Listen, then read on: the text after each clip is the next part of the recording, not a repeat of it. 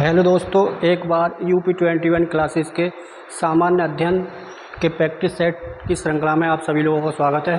आज जो practice set 35 को लेकर चर्चा करने वाले हैं, तो सबसे पहले वही काम करेंगे। पहले क्विक रिवीजन के तौर पर पिछले प्रैक्टिस सेट में जो पढ़ा है, मतलब उनका रिवीजन के तौर पर 5 प्रश्न सॉल्व करेंगे। फिर आगे प्रैक्टिस सेट 35 को लेकर चर्चा करने वाले हैं। चलिए भाई शुरू करते हैं। क्विक रिवीजन के 5 क्वेश्चन। क्वेश्चन 1 है, एथलीट फुट रोग किसके कारण होता है? तो पिछली क्लास में मैंने बताया हुआ कवक से होने वाले रोग। तो ये एथलीट फुट जो रोग होता है, एथलीट फुट जो रोग होता है वो किसके कारण होता है? कवक के कारण होता है। किसके कारण? कवक के कारण एथलीट फुट रोग होता है। तो पहले क्वेश्चन का ये आंसर होगा। प्रायद्वीपीय भारत का दक्षिणी छोर कन्याकुमारी स्थित है। मतलब कन्याकुमारी कहाँ पर स्थित है?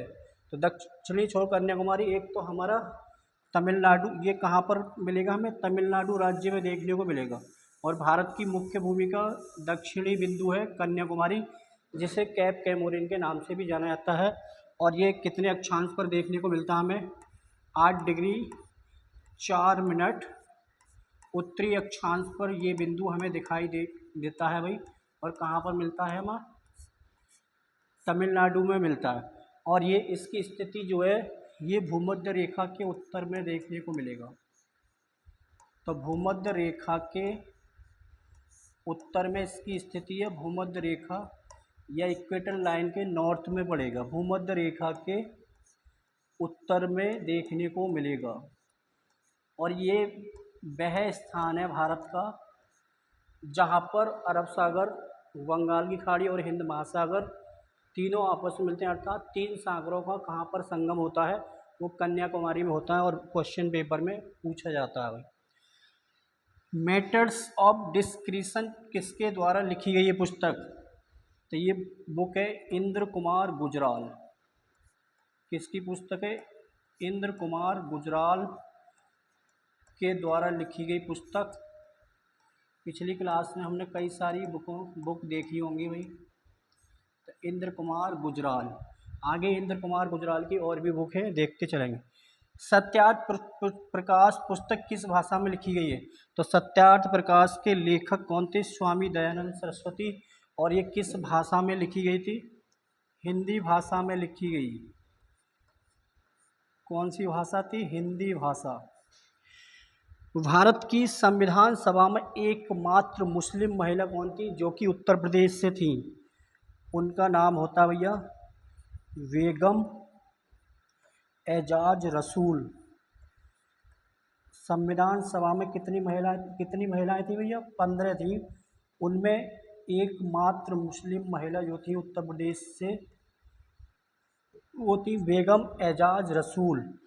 तो यहाँ पर 5 प्रश्न हमने क्विक रिवीजन के तौर पर सॉल्व किए। यहाँ पर अपना स्कोर कमेंट बॉक्स में ज़रूर लिखें भाई। आते हैं प्रैक्टिस सेट की शुरुआत करते हैं। पहला क्वेश्चन है, निम्नलिखित में से कौन सी पुस्तक नीरज सी चौधरी द्वारा नहीं लिखी गई है? तो नीरज सी चौधरी, नीरज चंद्र चौधरी की पुस्तकें। तो हमने कई सारे राइटरों की बुक पढ़ चुके हैं। अब इसमें एक नया नाम देख रहे हैं हम, नीरज सी चौधरी। तो जहाँ पर तुमने बुक, पुस्तकें एवं उनके लेखक वाला एक पेज बनाया होगा, वहाँ पर नया नाम हमें ऐड करना है, नीरज सी चौधरी। बीच में जगह छोड़ते चलेंगे और उनकी जो बुक आएंगी इम्पोर्टेंट, वो मैं बताते चलूँगा। पहली पुस्तक देखो, new scholar extraordinary, Neeraj C Chaudhuri. The continent of circle an essay on people of India. A passage to England, कई बार पूछी गई है भैया। ए पैसेज टू इंग्लैंड काफ़ी important book. The great Indian novel. तो द ग्रेट इंडियन नॉवेल कोई नई बुक नहीं है। पिछले मैंने शशि थरूर की कुछ पुस्तकें बताई होंगी, उसमें इस बुक को लेकर हमने चर्चा की होगी। द ग्रेट इंडियन नॉवेल ये किसकी है? शशि थरूर की पुस्तक है। और शशि थरूर की लगभग सारी बुकें हम कंप्लीट कर चुके हैं। इनकी जो भी महत्वपूर्ण पुस्तकें वो सारी कंप्लीट कर चुके हैं। तो ये पीछे हमने प्रैक्टिस सेट में ज़रूर पढ़ा होगा। तो यहाँ पर आंसर जो होगा डी। राजस्थान पीईटी 2012 में ये क्वेश्चन पूछा गया है। बेहतरीन सा क्वेश्चन आपके लिए होगा आने वाली परीक्षाओं के लिए भी।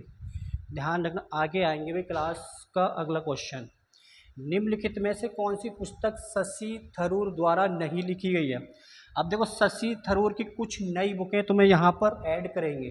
पिछली बार भी मैंने शशि थरूर की 3 से 4 बुकें बताई होंगी पिछले प्रैक्टिस सेटों में। कुछ नई बुकें आई हैं, वो वहाँ पर हमें नोट करनी है। देखो, सबसे पैक्स इंडिका, ये बुक कई बार पूछी जाती है। पैक्स इंडिका, बुकलेस इन बगदाद, ये भी बुक कई बार पूछी गई है। एन एरा ऑफ डार्कनेस, ये पीछे भी बताई होगी शायद मैंने। Inglorious empire, what the British did to India, ये भी। लेकिन यहाँ पर चौथे नंबर पर जो ऑप्शन दे रखा है, ए पैसेज टू इंडिया, कल वाले प्रैक्टिस सेट में शायद ये वाली बुक आई होगी, ए पैसेज टू इंडिया। ये बुक है भैया E.M. फोस्टर। तो एक नए राइटर मिले हमें देखने को, E.M. फोस्टर। इनकी जो भी बुकें होंगी आगे क्लास में हम चर्चा करते चलेंगे। जो भी राइटर की बुकें आ रही हैं उनकी हम एक तरीके से कंप्लीट करते चलेंगे। ऐसा ना है एक आध बुक बता दी काम ख़त्म, पूरी सारी कंप्लीट करते चलेंगे और इनका बीच बीच में बुकों का रिवीजन भी करते चलेंगे। तो इसका आंसर होगा डी। अगला क्वेश्चन, प्रायद्वीपीय भारत का दक्षिणी छोर कन्याकुमारी अवस्थित है। तो UPSSC रिवेन्यू लेखपाल 2015 में आपसे सर जी बेहतरीन क्वेश्चन पूछा गया है। मकर रेखा के दक्षिण में, कर्क रेखा के उत्तर में, भूमध्य रेखा के उत्तर में, भूमध्य रेखा के दक्षिण में। तो पिछले सेटों में मैंने कन्याकुमारी की कुछ लोकेशन बताई होगी। देखो, कुछ कन्याकुमारी की जो लोकेशन है हमने बताई होगी, कई बार बताया होगा। यहाँ पर भारत की मुख्य भूमि का दक्षिणी बिंदु ये है कन्याकुमारी।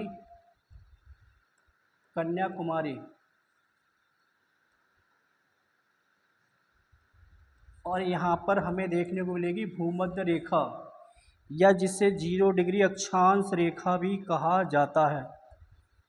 और भूमध्य रेखा वह रेखा है जो पृथ्वी को 2 बराबर भागों में विभाजित करती है।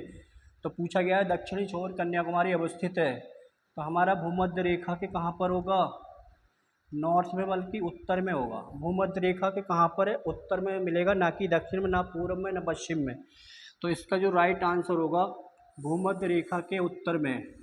कन्याकुमारी को लेकर सारे क्वेश्चन डिस्कस करे होंगे पिछली क्लासों में। कन्याकुमारी को कैप कैमोरिन के नाम से भी जाना था, और ये कहाँ पर है भाई? तमिलनाडु हमें देखने को मिलेगा। तो यहाँ पर ये कहाँ पर मिलेगा? भूमध्य रेखा के उत्तर में। तो इसका आंसर जो होगा सी होगा। आते हैं भाई नेक्स्ट क्वेश्चन पर। 2022 में भारत में आयोजित 44वें अंतर्राष्ट्रीय शतरंज ओलंपियाड के लिए आधिकारिक शुभंकर का नाम क्या था? RRB NTP CBT 2 में। तो मैंने बताया 44वां अंतर्राष्ट्रीय शतरंज ओलंपियाड मैंने बताया होगा चेन्नई में हुआ था। और ये ओपन वर्ग और महिला वर्ग में इस टूर्नामेंट का आयोजन किया गया, जिसमें महिला वर्ग में जो टीम जीती थी भैया, वो जीती थी, स्वर्ण पदक जीता था यूक्रेन ने। लेकिन पुरुष ओपन वर्ग में जो जीता था वो किसने जीता था? मैंने पिछली क्लास में उज्बेकिस्तान। तो भारत ने इसमें कांस्य पदक या ब्रॉन्ज मेडल जीता था, और इसका आधिकारिक शुभंकर था भैया थाम्बी। कौन सा था? थाम्बी। तो यहाँ पर पिछले सेट का ही क्वेश्चन है, कोई नया क्वेश्चन नहीं। तो बीच बीच में क्वेश्चन ऐसे हमें देखने को मिलेंगे रिवाइज के तौर पर। स्वामी दयानंद सरस्वती का पैतृक नाम क्या था? पिछली क्लास में भी मैंने स्वामी दयानंद सरस्वती से भी क्वेश्चन लिया था भाई। मूल शंकर, नारायण शंकर, कृष्ण शंकर, ओम शंकर। अब देखो, दयानंद सरस्वती, इनका जन्म होता है गुजरात में। इनका जन्म हमें देखने को मिलेगा गुजरात। और 1875 में इन्होंने बॉम्बे, जिसे वर्तमान में मुंबई के नाम से जाना जाता है, आर्य समाज की स्थापना की। और आर्य समाज की स्थापना की थी, और इनके द्वारा एक नारा दिया गया, वेदों की ओर लौटो। इन्होंने बाल विवाह, सती प्रथा और पर्दा प्रथा का विरोध किया, लेकिन किंतु महिला शिक्षा और इन्होंने महिला शिक्षा और विधवा पुनर्विवाह का समर्थन किया था। और 1886 में इनके एक शिष्य हैं भैया लाला हंसराज। 1886 ईस्वी में, मतलब इनकी मृत्यु के बाद एक पूछा जाता है, स्वामी विवेकानंद की मृत्यु के बाद दयानंद एंग्लो वैदिक कॉलेज की स्थापना किसके द्वारा की गई? DAV college. Dayanand Anglo Vedic college जो कि लाहौर में स्थापित किया गया। वैदिक कॉलेज की स्थापना का नाम आता है लाला हंसराज। क्वेश्चन पूछा गया पेपर में आपसे, बेहतरीन सा प्यारा सा क्वेश्चन आगे भी पेपर में पूछा जाता रहेगा। हंसराज लाहौर में, इनकी मृत्यु के बाद 1886 में, और इसे बोला जाता है, शॉर्ट में बोलते हैं DAV, Dayanand Anglo Vedic college. तो इतना हमें ध्यान रखना। और इनकी बुक का मैंने नाम बताया, हिंदी भाषा में लिखी सत्यार्थ प्रकाश, जो कि एसएससी जीडी 2023 में क्वेश्चन पूछा भी गया। तो स्वामी दयानंद सरस्वती के बारे में हमें इतना ध्यान रखना है भाई। आगे आते हैं क्वेश्चन नंबर अगला।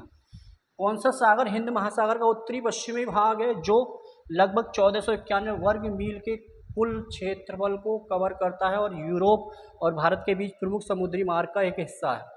अब हिंद महासागर का उत्तर और पश्चिमी वाला भाग पूछ रहा है, मतलब ये वाला कुछ, यहाँ पर हमें ये वाला हिंद महासागर है, तो यहाँ पर ये पूछ रहा है ये वाला part.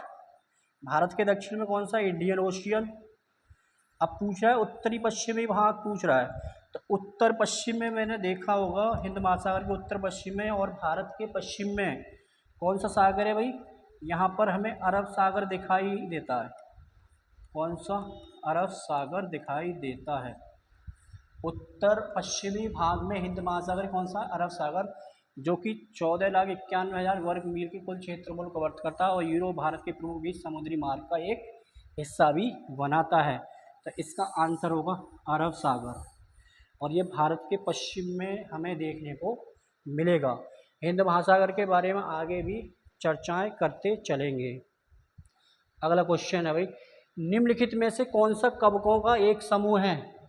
Amoeba, spirogyra, penicillium, aspergillus, penicillium, bread mould, aspergillus, lactobacillus, paramecium, aspergillus, bread mould, paramecium. अब देखो यहाँ पर जो है कवकों का समूह पूछा गया है, तो एस्परगिलस, पेनिसिलियम और ब्रेड मोल्ड ये सभी क्या हैं? कवकों के समूह का। सीसेट 2016 में पूछा गया। तो हमने पीछे क्लासों में हम कवक के बारे में पूरा अच्छे से डिस्कस करते चलेंगे और कौन कौन से कवक का इस्तेमाल किसमें किया जाता है, धीरे धीरे सारे क्वेश्चन कवर करते चलेंगे। तो इसका आंसर हमें ध्यान रखना, ये सारे क्या हैं? एस्परगिलस, पेनिसिलियम और ब्रेड मोल्ड, ये सब क्या हैं? कवक के अंतर्गत आते हैं। क्वेश्चन नंबर अगला, थैलोफाइटा में कौन से पौधे शामिल हैं? अब थैलोफाइटा में कवक, लाइकेन और शैवाल आते हैं। तो यहाँ पर थैलोफाइटा के अंतर्गत आने वाले पौधे हैं भैया, तो उनका जो समूह है तो उसमें उल्वा, चारा और क्लेडोफोरा, ये सब कवक वंश के अंतर्गत आने वाले हैं। ये सब कवक वंश के अंतर्गत आने वाले पौधे हैं, और कवक जो आता है हमारा थैलोफाइटा वर्ग के अंतर्गत शामिल किया जाता है। तो यहाँ पर सारे क्या होंगे? थैलोफाइटा। एसएससी सीपीओ टायर 1 2022 में ये क्वेश्चन पूछा गया। तो एसएससी का ध्यान रखना, 50 से 60% क्वेश्चन जो है वो रिपीटेड क्वेश्चन देखने को मिलेंगे या उससे रिलेटिव क्वेश्चन देखने को मिलेंगे। तो इसीलिए कहता हूँ प्रीवियस ईयर के पेपर को जरूर देखें और उनका अच्छे से विश्लेषण करें, ताकि आने वाले एग्जाम जो भी एसएससी को उनमें अच्छा स्कोर कर पाए। तो यही एक बेहतरीन तरीका है स्टडी करने का भाई। क्वेश्चन नंबर अगला, संयुक्त राष्ट्र महासभा द्वारा आधिकारिक तौर पर पहला विश्व मृदा दिवस किस वर्ष घोषित किया गया था? तो पहला विश्व मृदा दिवस किस वर्ष घोषित किया गया था? तो ये 5 दिसंबर की सारी डेटें दे रखी है। तो विश्व मृदा दिवस कब घोषित किया गया? 5 दिसंबर 2014 को। अब दिसंबर में कुछ दिवस ध्यान रखने हैं तुम्हें भाई, दिसंबर माह के दिवस, दिसंबर माह के दिवस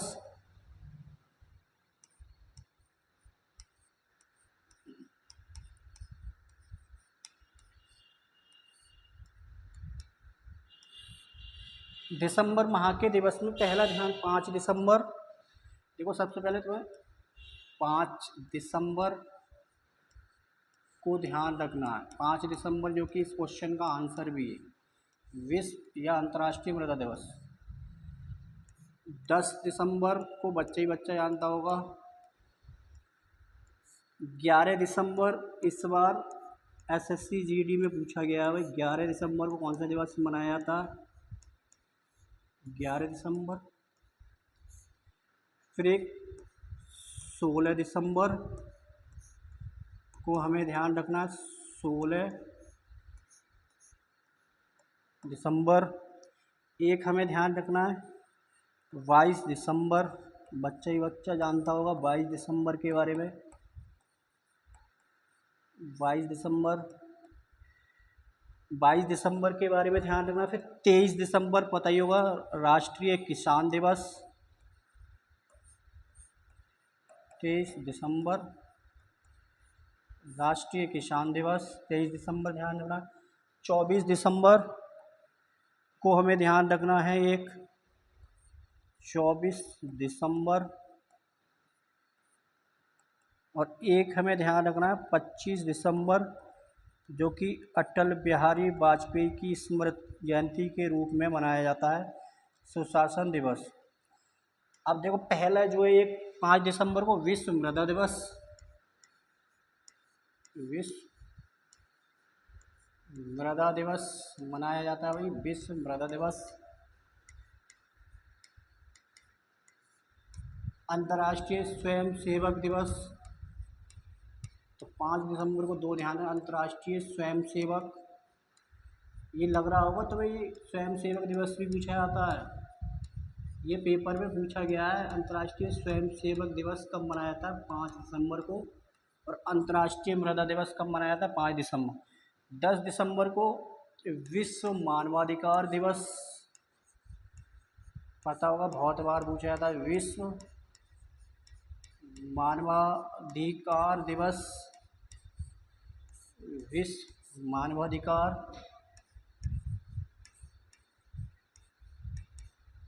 दिवस। 11 दिसंबर को ये पूछा गया है अभी फ़िलहाल में ही, इंटरनेशनल माउंटेन डे, अंतर्राष्ट्रीय पर्वत दिवस, इसको ध्यान रखना हमें। 16 दिसंबर को विजय दिवस, भारत ने पाकिस्तान को 1971 के युद्ध में हराया, विजय दिवस, जिससे बांग्लादेश स्वतंत्र हुआ, आज़ाद। 22 दिसंबर को राष्ट्रीय गणित दिवस मनाया जाता है, पता होगा राष्ट्रीय गणित दिवस। अब देखो गणित को लेकर एक क्वेश्चन आ रहा है मुझे भाई।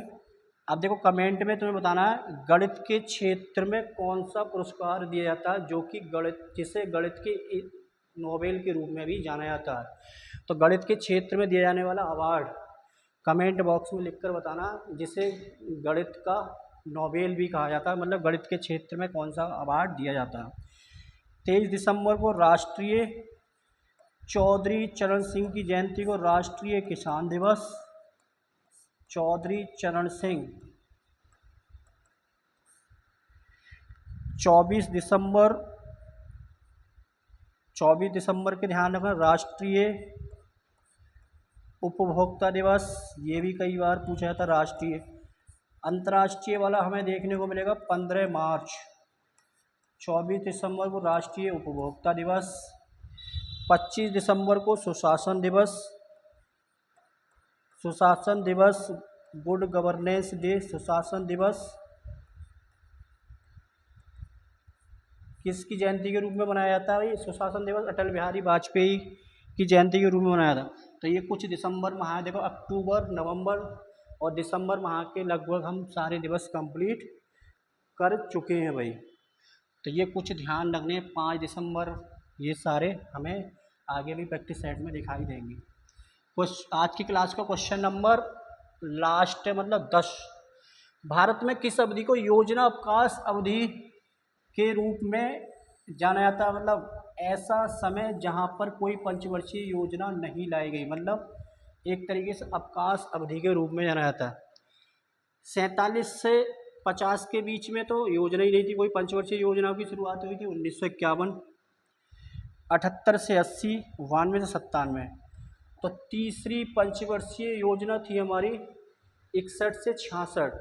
मतलब वो तीसरी पंचवर्षीय योजना जो थी, भारत चीन युद्ध हुआ था वहाँ पर, भारत पाक युद्ध और सूखे की स्थिति के कारण वो वाली तीसरी पंचवर्षीय योजना असफल रही, मतलब विफल रही।